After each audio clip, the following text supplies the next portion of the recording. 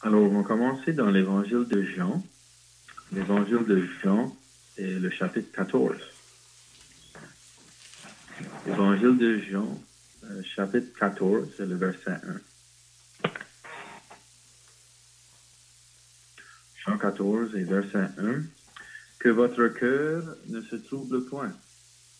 Croyez en Dieu et croyez en moi. Il y a plusieurs demeures dans la maison de mon Père. Si cela n'était pas, je vous l'aurais dit. Je vais vous préparer une place. Et lorsque je m'en serai allé, que je vous aurai préparé une place, je reviendrai et je vous prendrai avec moi, afin que là où je suis, vous y soyez aussi. Vous savez où je vais, et vous en savez le chemin. Thomas lui dit, Seigneur, nous ne savons où tu vas. Comment pouvons-nous en savoir le chemin? Jésus lui dit, je suis le chemin, la vérité et la vie. Nul ne vient au Père que par moi. Quelques chapitres précédents, chapitre 10, Jean au chapitre 10 et le verset 9. Je suis la porte. Si quelqu'un entre par moi, il sera sauvé. Il entrera, il sortira, il trouvera des pâturages. Ensuite, l'évangile de Luc. Juste avant l'évangile de Jean, on trouve l'évangile de Luc au chapitre 13. L'évangile de Luc au chapitre 13 et au verset 22. Luc 13 et 22. Jésus traversait les villes et les villages, enseignant et faisant route vers Jérusalem. Quelqu'un lui dit, Seigneur, n'y a-t-il que peu de gens qui soient sauvés?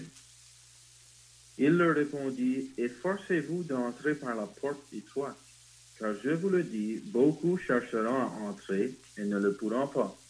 Quand le maître de la maison se sera levé et aura fermé la porte, et que vous, étant dehors, vous commencerez à frapper à la porte en disant, Seigneur, Seigneur, ouvre-nous.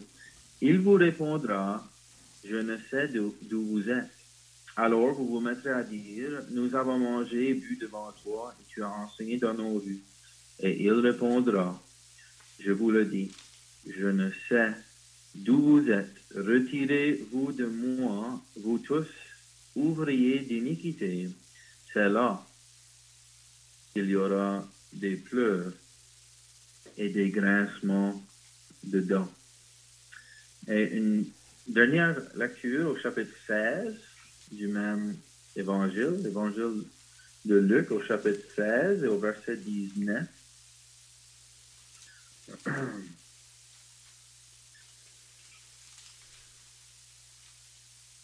L'évangile de Luc au chapitre 19. Il y avait un homme riche qui était vêtu de pourpre et de fin lin, et qui chaque jour menait joyeuse et brillante vie. Un pauvre nommé Lazare était couché à sa porte, couvert d'ulcères et désireux de se rassasier des miettes qui tombaient de la table du riche. Et même les chiens venaient encore lécher ses ulcères. Le pauvre mourut et il fut porté par les anges dans le sein d'Abraham. Le riche mourut aussi et il fut enseveli. Dans le séjour des morts, il leva les yeux et tandis qu'il était en proie au tourment, il vit de loin Abraham et Lazare dans son sein. Il s'écria, Père Abraham, aie pitié de moi, et envoie Lazare pour qu'il trempe le bout de son doigt dans l'eau et me rafraîchisse la langue, car je souffre cruellement dans cette flamme. Abraham répondit, mon enfant, souviens-toi que tu as reçu des biens pendant ta vie, et que Lazare a eu le mot pendant la sienne. Maintenant, il est ici, consolé. Et toi, tu souffres. D'ailleurs, il y a entre nous et vous un grand abîme, afin que ceux qui voudraient passer d'ici vers vous ou de là vers nous ne puissent le faire.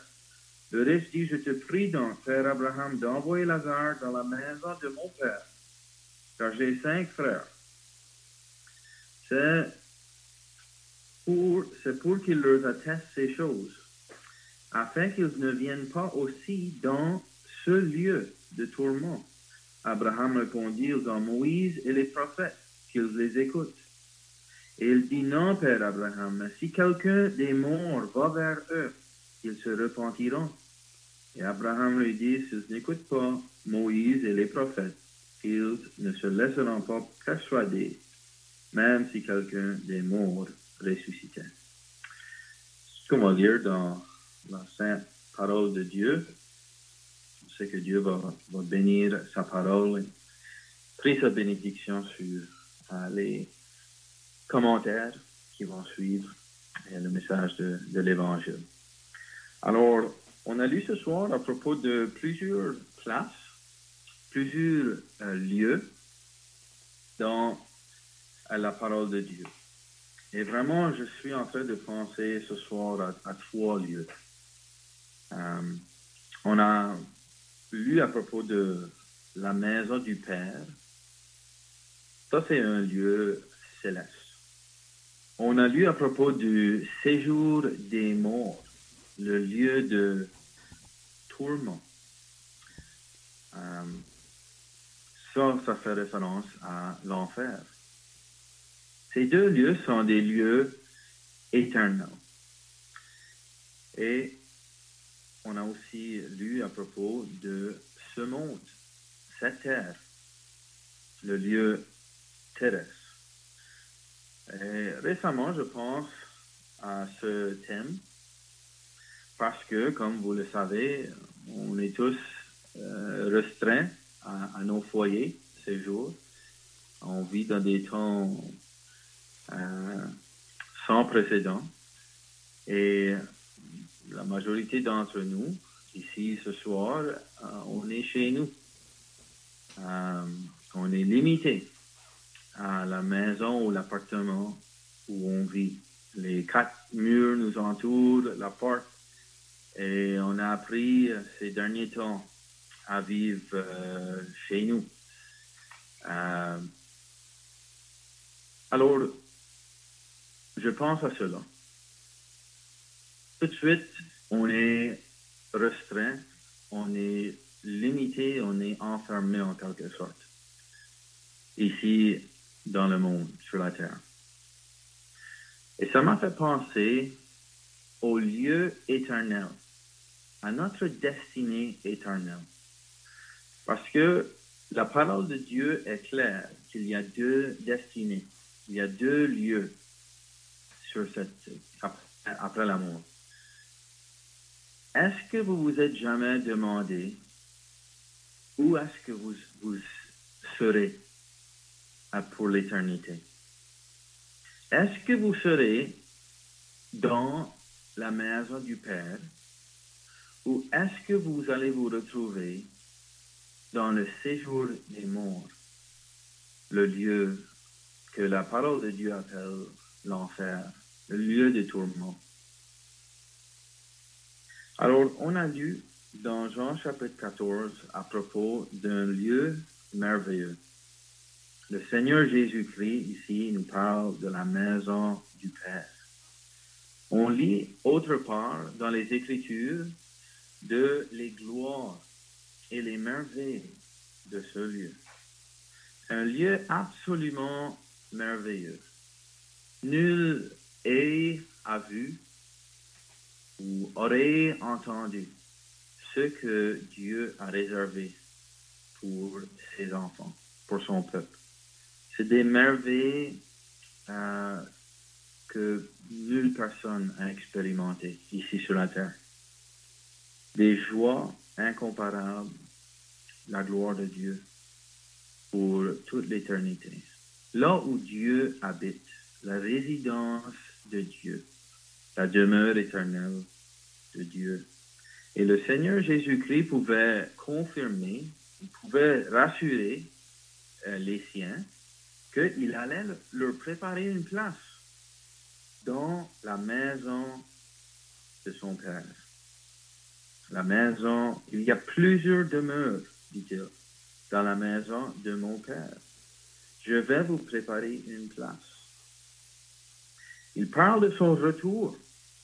Et le Seigneur Jésus-Christ, il va revenir. Comment il va prendre avec lui les siens? Et la raison, il nous dit ici, afin que là où je suis, vous y soyez aussi.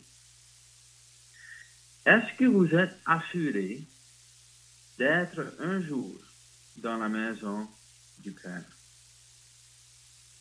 Pour entrer dans la maison du Père, il y a une porte. Et on a lu à propos de la porte. Déjà, on a lu à propos de le moyen pour s'y rendre. On a lu à propos du chemin, de la vérité et la vie. Et c'est le Seigneur Jésus-Christ lui-même qui est la porte. Il a dit, je suis la porte. Celui qui entre par moi sera sauvé. Je suis le chemin, la vérité et la vie. Nul ne vient au Père que par moi. Alors, en Luc, chapitre 13, le Seigneur Jésus-Christ, ici, il répond à une question qu'on pourrait se demander aujourd'hui, ensemble. Quelqu'un lui dit, Seigneur, n'y a-t-il que peu de gens qui soient sauvés? Une question importante. Le Seigneur Jésus-Christ dit, efforcez-vous d'entrer par la porte étroite. Alors, ça nous démontre que tous et chacun, nous avons un besoin. Et ce besoin, il est commun à tout peuple, toute nation, tout homme. C'est un besoin d'entrer par cette porte. Est-ce que vous pouvez dire avec assurance que vous avez entré par cette porte? Seigneur dit que ça prend que vous vous efforcez. Il dit la raison, car je vous le dis, beaucoup chercheront à entrer et ne le pourront pas. Quand le maître de la maison se sera levé et aura fermé la porte, et que vous, étant dehors, vous commencerez à frapper à la porte en disant, Seigneur, Seigneur, ouvre-nous. Il vous répondra, je ne sais d'où vous êtes. Retirez-vous de moi, vous tous, ouvriers d'iniquité. C'est là, il y aura des pleurs et des grincements de dents. Alors maintenant, le Seigneur Jésus-Christ, il est en train de nous parler d'un autre lieu, opposé au lieu céleste, la maison de son Père, le lieu de joie éternelle, les demeures éternelles de Dieu dans les cieux. Nous parle maintenant de là où il y a des pleurs et des grincements de dents. Et nous avons lu le récit concernant l'homme, et c'est le récit le plus graphique de l'enfer que nous trouvons dans les Écritures.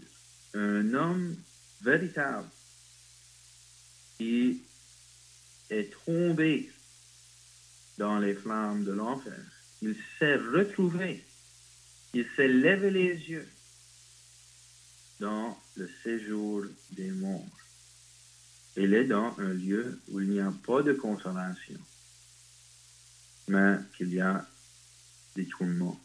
En effet, la parole de Dieu l'appelle un lieu de tourment.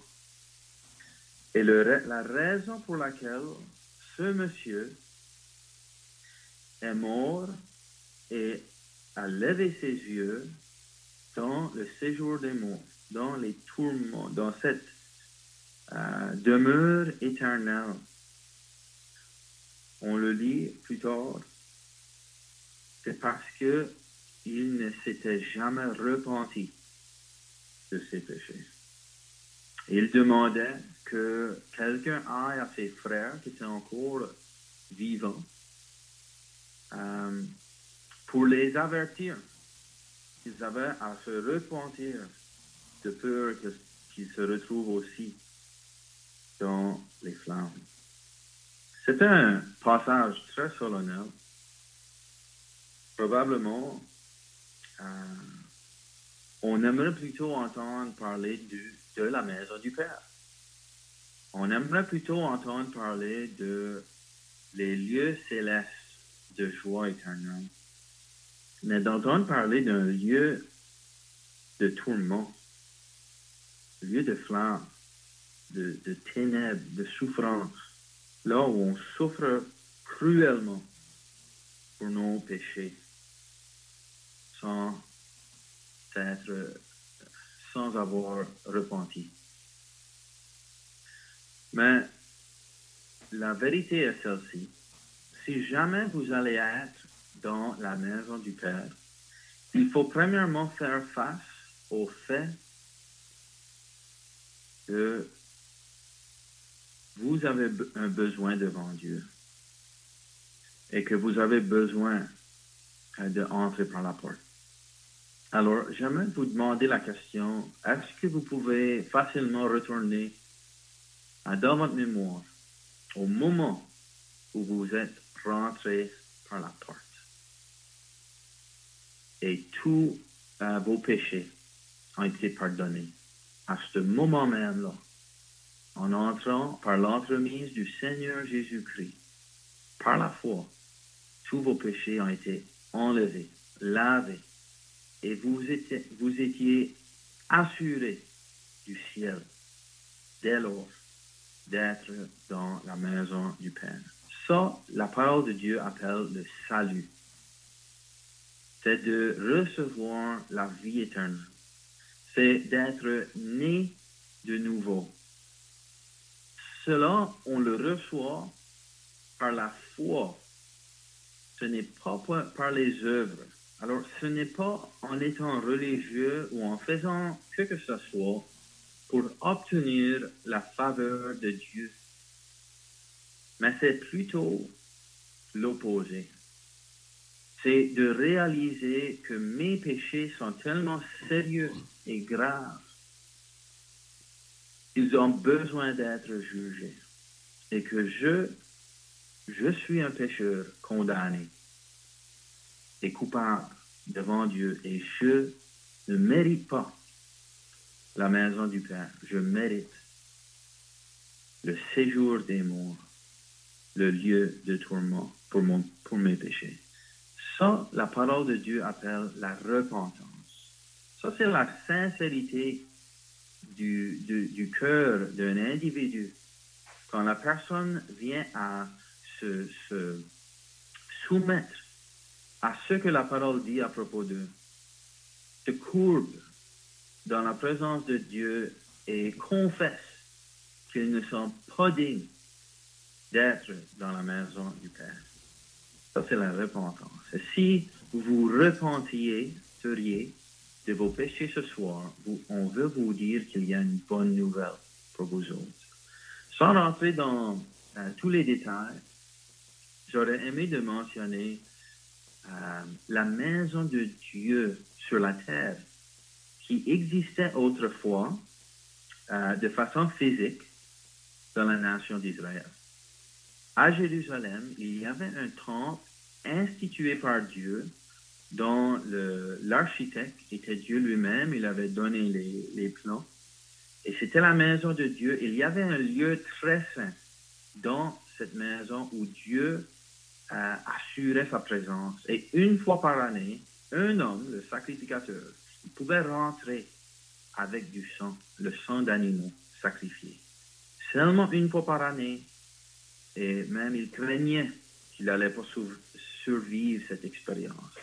Et ce sang, ça ne pouvait jamais complètement enlever le péché, ça ne pouvait jamais pardonner le péché, mais c'était un portrait donné par Dieu pour ceux qui allaient arriver. Alors le point culminant de ce message, c'est ce qui est arrivé. qu'on voit dans ce portrait que Dieu nous avait donné. On n'est pas capable d'entrer dans la présence de Dieu. La présence de Dieu nous est fermée. Il y a un qui est venu, le Seigneur Jésus-Christ, le Fils de Dieu. Il est venu des cieux. Il est le Créateur. Il est notre Dieu. Il est devenu un homme, véritable homme, afin de se rendre au calvaire, un lieu qui s'appelle le calvaire, le lieu de la grâce, pour être condamné comme un criminel, quoiqu'il était pur et sans défaut et sans tache, sans péché. Il s'est offert lui-même en sacrifice et son sang a coulé, a été versé pour le pardon des péchés. Et quand son sang a été versé, le jour même, le moment même qu'il a offert sa vie en sacrifice, après que l'homme, dans toute sa cruauté, lui avait infligé des souffrances inhumaines, de lui percer, de lui clouer à un arbre et lui faire souffrir toutes sortes d'autres choses. Dans les plans de Dieu et dans la souveraineté de Dieu, lui-même, le Seigneur Jésus-Christ, il est devenu le sacrifice pour nos péchés, pour les impies, pour les incrédules. Et Dieu lui-même a versé sa colère et son jugement. La colère et le jugement que l'homme duquel on a lu dans les flammes, il souffrait cruellement dans le jugement. C'est ce jugement pour le péché qui est tombé sur l'agneau de Dieu, le Seigneur Jésus-Christ, celui qui était tendre et merveilleux dans toutes ses voies. Il a souffert les souffrances éternelles, le jugement éternel, la colère de Dieu que nous méritions pour nos péchés. Et il a dit, tout est accompli. Il a baissé la tête, il a rendu l'esprit, il est rentré dans l'amour volontairement. Il est ressuscité. Étant Dieu, il ne pouvait pas être gardé par la mort. Il est ressuscité victorieusement et retourné au Père. Et bientôt, il va venir pour chercher les siens, pour les amener dans les parvis célestes, les lieux célestes, les demeures éternelles qu'il a préparées pour ceux qui ont cru en lui. Mais, chers amis, ce soir, ma grande question pour vous, est-ce qu'il y a un moment dans ta vie où tu as fait face à tes péchés? Non pas dans un sens terrestre, que tu étais perturbé par les circonstances de ta vie et tu as vécu des temps difficiles. Ça, ce n'est pas le salut de Dieu. Mais est-ce que tu peux facilement, clairement retourner dans ta mémoire au moment où tu as compris que tes péchés devant un Dieu saint t'amenaient dans l'enfer?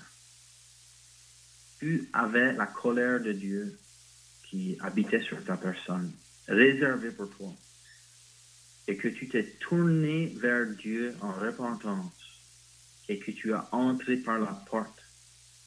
Tu as entré par le Seigneur Jésus-Christ pour la première fois de ta vie. Tu as placé ta foi entièrement dans le Seigneur Jésus-Christ. Tu as été sauvé. Ça, c'est le salut de Dieu. C'est ce qui fait en sorte que quelqu'un devient un enfant de Dieu. Il devient un héritier des parvis des lieux célestes. Alors, ce soir, c'est mon petit message pour vous, c'est de vous rappeler qu'il y a la maison du Père, il y a les lieux célestes qui attendent tous ceux qui ont mis leur confiance dans le Seigneur Jésus-Christ. Mais il y a aussi le séjour des morts, le lieu de tourment. Et si jamais tu vas entrer et voir le royaume de Dieu avec tes yeux, il faut premièrement que tu regardes et que tu fais face au lieu de tourment que nos péchés méritent. Il faut que tu fais face à tes péchés. Et ce soir, c'est notre prière à Dieu que s'il y a quelqu'un ici qui n'est pas sauvé, ce soir va être le soir ou le jour, peu importe où vous êtes, où tu vas faire face à tes péchés et tu vas finalement comprendre que tu es coupable devant Dieu et que tu vas te repentir sincèrement devant un Dieu très saint, que tu vas placer ta foi dans le Seigneur Jésus-Christ et en croyant en lui, tu vas entrer par la porte et tu vas être un de ceux qui attend le retour du Seigneur Jésus-Christ pour t'amener dans les lieux célestes, les demeures éternelles qu'il a préparées pour vous. Amen. C'est bien. Maintenant, pour la deuxième partie de la réunion, on va lire dans l'Évangile selon Marc. L'Évangile selon Marc, au chapitre 8. Et on va lire le verset 38.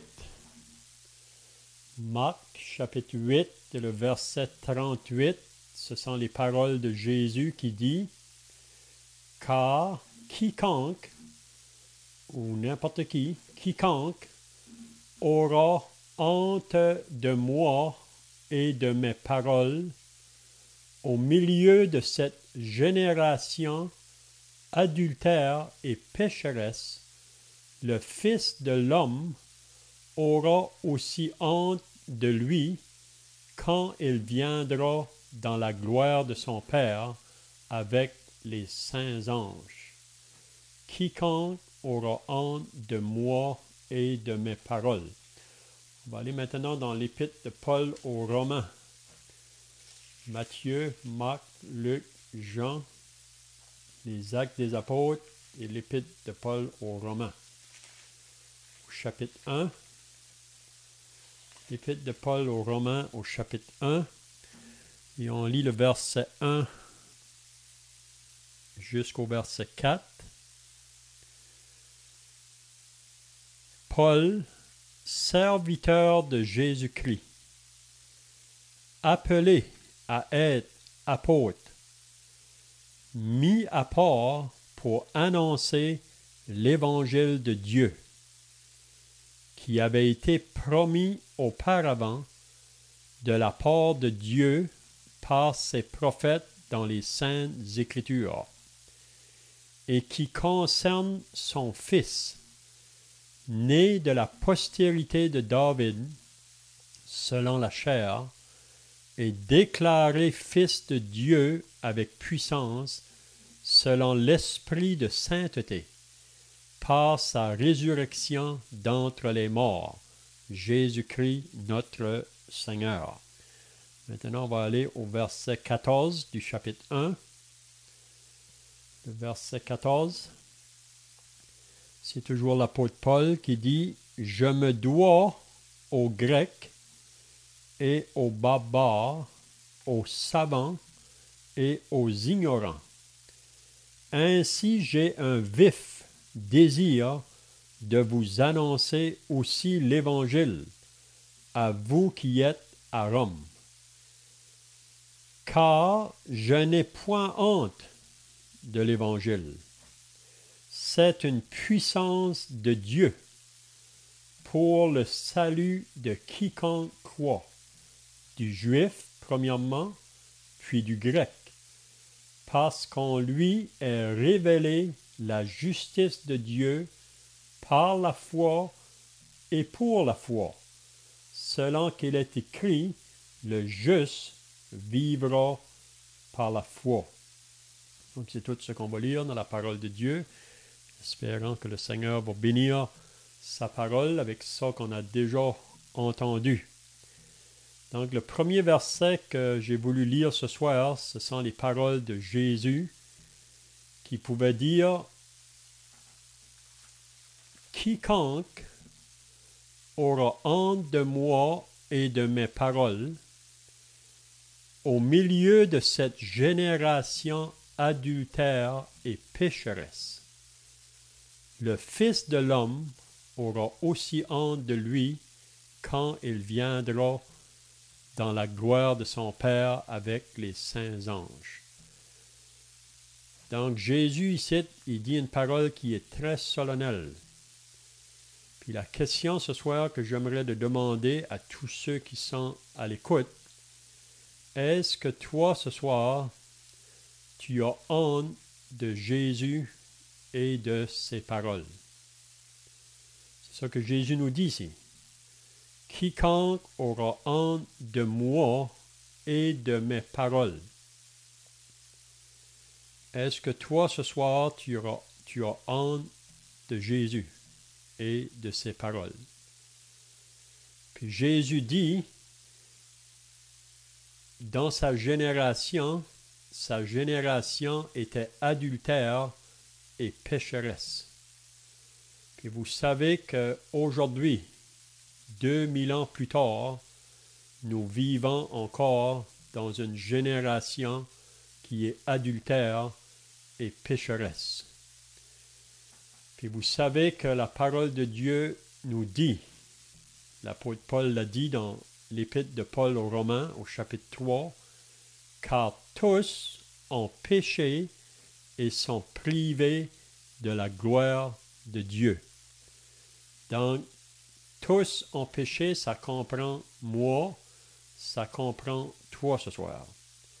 Nous avons tous péché. Il n'y a personne de nous qui peut lever la main pour dire « Moi, je n'ai jamais péché. » Il y a un seul homme qui a marché sur cette terre qui n'a jamais péché, puis c'est Jésus, parce qu'il était Dieu manifesté en chair. Il était le Fils de Dieu, mais il est venu en chair comme un vrai homme, mais Jésus a pu dire lui-même « Qui me convaincra de péché ?» Donc, il pose ici, il dit « Quiconque aura honte de moi ». Donc, est-ce que toi, ce soir, tu as honte de Jésus et de ses paroles? On vit dans un monde aujourd'hui qui est sous la puissance du mal. On vit dans un monde aujourd'hui où on ne veut pas entendre parler de Jésus et de sa mort. Beaucoup de gens savent des choses à propos de Jésus. Si on est pour demander la question à des personnes, c'est vrai que c'est une question qu'on n'entend pas à tous les jours, mais si on serait pour demander qui est Jésus pour toi, mais vous savez que nous vivons dans un monde aujourd'hui où on n'a pas beaucoup à dire à propos de Jésus. Parce que partout, on ne veut pas entendre parler de lui. Mais toi, ce soir, est-ce que tu auras honte? Est-ce que tu as honte de Jésus et de ses paroles? Puis la raison que moi-même, je peux vous dire, pendant 23 ans de ma vie, que j'aurais eu honte de prononcer le nom de Jésus envers ceux qui m'entouraient. Parce que je sais que ça m'aurait apporté du mépris ou du rejet. Puis si vous ne me croyez pas, vous pouvez demain, si vous avez une occasion, là où vous êtes, parler de Jésus. Puis vous allez voir qu'il y a beaucoup d'opposition le moment qu'on parle de son nom. Il y a une histoire qui a été racontée une fois concernant un jeune couple qui s'était marié, puis pas longtemps après, ils ont eu un enfant, une petite fille. Puis on lit que un jour, une mauvaise nouvelle est arrivée à la maison. C'est que le mari, dans un accident, s'est fait tuer. Donc ça a apporté une grande tristesse dans la famille. Mais la maman de la petite fille, maintenant que le mari n'est plus, c'est elle maintenant qu'il faut prendre soin de sa petite fille Donc, il faut qu'elle travaille beaucoup pour pourvoir aux besoins de l'enfant, pour le nourrir, le vêtir, puis aussi de penser à son avenir, son futur. Donc, la maman doit travailler très fort. Le jour est arrivé que maman était en train de travailler dans la maison voisine où elle habitait, parce qu'elle faisait le ménage dans les maisons, c'est ça qui était son travail. Puis pendant que sa petite fille dormait dans l'après-midi, elle est allée juste à côté, la maison voisine, pour faire le travail. Mais elle a entendu un cri, « Au feu! Au feu! » Puis ça nous dit que la maman, sa seule pensée, c'est ma petite fille. Elle est sortie de cette maison voisine, puis c'était dans sa maison que le feu était. Puis sa seule pensée, c'était d'aller sortir sa fille. Elle est entrée là où les flammes, puis elle a pu prendre sa petite fille dans un vêtement, mais elle, le feu est pris sur elle, mais elle est sortie. La petite fille a été sauvée, mais la maman a été beaucoup brûlée sur son corps. Puis on ne savait pas si elle allait vivre ou mourir. Elle a passé plusieurs temps à l'hôpital. Mais elle s'en est sortie, mais les cicatrices du feu l'avaient marquée. Le jour est arrivé quand que la jeune fille a commencé à aller au collège. Puis vous savez que maman a travaillé beaucoup pour pouvoir l'argent pour envoyer sa fille au collège. Mais juste pour finir l'histoire, là, pas trop lent, une fin de semaine, la fille est venue chez elle avec ses amis du collège. Mais quand elle est arrivée chez elle, maman n'était pas là. Maman était en train de travailler pour gagner, pour pourvoir à sa fille qui était au collège. Donc pendant que les jeunes filles étaient dans le salon en train de s'amuser ensemble, maman est arrivée. Puis quand que maman s'est présentée à la porte du salon, ça nous dit que les filles là, les amis de la jeune fille, ont été effrayés par les marques qui se trouvaient dans son visage, les marques que le feu avait causées. Puis les jeunes filles ont demandé à la fille de la maison, la fille de la maman, là, qui est cette femme-là? Elle a dit, c'est la servante de la maison. Elle a eu honte de dire que c'était sa maman. Pourtant, c'est sa maman qui l'avait sauvée du feu. Puis c'est la raison pourquoi elle portait des cicatrices. Donc, quiconque aura honte de moi et de mes paroles. C'est Jésus qui dit ces paroles ici. Vous savez, il ne faut pas avoir honte du Seigneur Jésus. Le Seigneur Jésus, c'est lui qui a porté les marques de la croix pour nous. Le Seigneur Jésus a souffert pour nos péchés. Le Seigneur Jésus a été battu de verges. On l'a couronné d'épines. On a craché sur lui. On l'a frappé à coups de poing. On l'a meurtri, blessé, pour ensuite l'attacher sur la croix. Il a eu les mains percées, les pieds percés, puis sur la croix, il a dit ces paroles ici. La première parole qu'elle a mentionnée. « Père, pardonne-leur, car ils ne savent pas ce qu'ils font. » Jésus, après qu'on l'a meurtri, blessé, pouvait dire « Père, pardonne-leur. » Jésus, ce soir, veut te pardonner. Est-ce que toi, tu auras honte de lui et de ses paroles au milieu de cette génération? On a lu dans l'Épître de Paul aux Romains, au chapitre 1, Paul dit qu'il est un serviteur de Jésus-Christ. Il n'a pas toujours été un serviteur de Jésus-Christ. Vous savez que Paul autrefois portait le nom de Saul de Tarse. Il était un persécuteur de l'Église. Il battait les chrétiens et les jetait en prison, puis pour lui, il pensait qu'il servait Dieu en faisant ces choses-là.